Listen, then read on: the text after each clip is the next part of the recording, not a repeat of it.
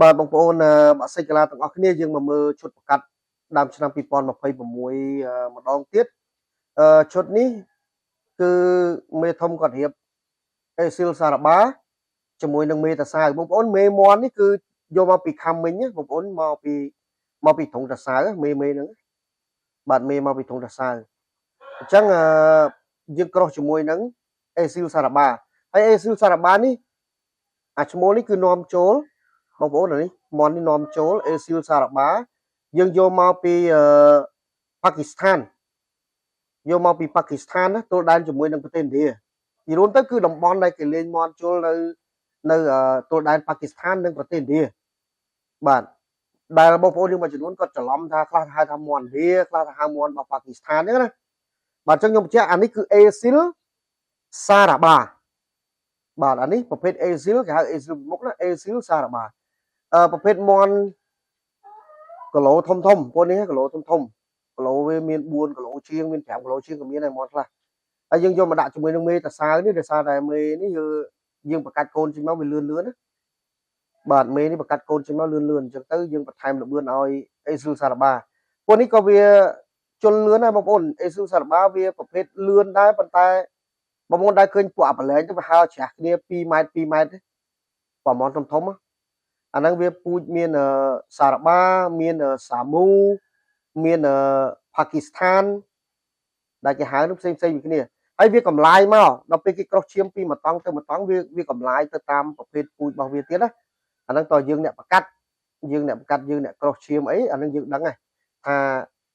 គេដាក់ជាមួយអីនៅតំបន់ណាហើយគេហៅពូជមិនអីមិនអាហ្នឹងគឺវាមានកម្លាយតាមហ្នឹងបាទអញ្ចឹងអានេះបើនិយាយឲ្យចំបាទការហៅគឺគេហៅថាប្រភេទអេស៊ីលសារបាក្រោះដើមឆ្នាំ2026នេះជាមួយនឹងមេរបស់ខាមិញឬក៏មេរបស់តាសាវបាទហើយបងប្អូនមើលមេនេះប្រកាត់ជ្រូហោមអស់ណាបងប្អូនចាប់ដើមជ្រូហោមអស់ណាអាខ្លះជ្រូកតុយហើយតែប៉ុន្តែត្រូវដកយកទៅថែបដាមិនឲ្យវាពងអស់មួយសាហ្នឹងព្រោះមេខ្លះវានៅពងមេខ្លះវាធ្លាក់រោមដើវាអត់ពងទេតិចទៀតក៏យើងដកមេទៅថែបន្ថែមដែរបាទអញ្ចឹងឈុតនេះវាបន្ថែមលបឿនទៅអាសារបានេះឲ្យតម្លាក់កម្ពស់វាដោយសារពួកអាសារបានេះវាហើរចេះលើបាទវាហើរចេះលើអញ្ចឹងបងប្អូនធ្លាប់ចាំដឹងហើយប្រភេទខ្លះហៅមន់ឥណ្ឌាបងប្អូនមន់ឥណ្ឌានោះណាបាទអញ្ចឹងអានេះវាទល់ដែនឥណ្ឌានិងប៉ាគីស្ថានអញ្ចឹងគេឲ្យឈ្មោះអញ្ចឹងបាទហើយសាមូមួយទៀតប្រភេទសាមូខ្ញុំបញ្ជាក់បន្តិចប្រភេទសាមូ